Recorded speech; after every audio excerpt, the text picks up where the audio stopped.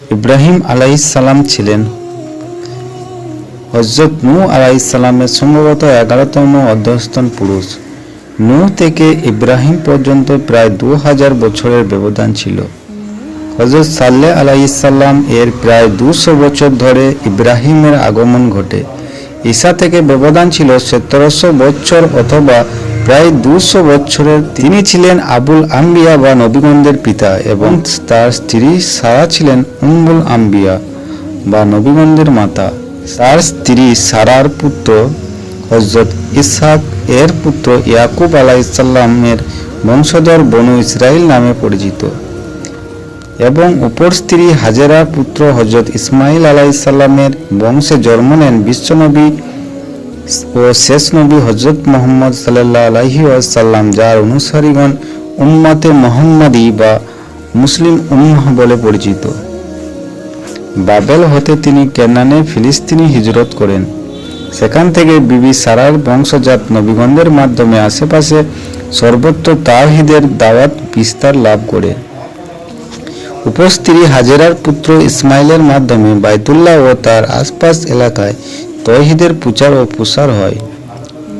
অবশেষে এখানে সর্বশেষ ও শেষ নবী মুহাম্মদ সাল্লাল্লাহু আলাইহি সাল্লামের আগমন ঘটে। এইভাবে ইব্রাহিমের দুই স্ত্রী বংশজাত নবীগণের বিশ্বকে তাওহীদের আলোয় আলোকিত করেন।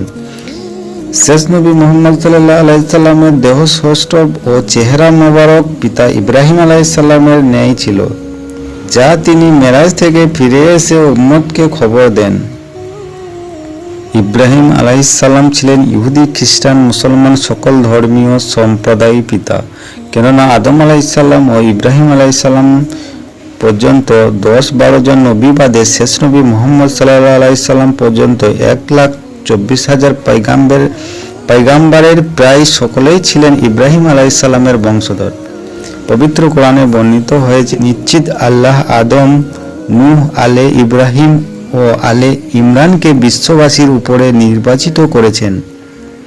এই নির্বাচন ছিল বিশ্ব সমাজে আল্লাহ তাওহীদের প্রচার ও প্রতিষ্ঠার জন্য এবং আল্লাহ দ্বীনকে বিজয়ী রাখার জন্য।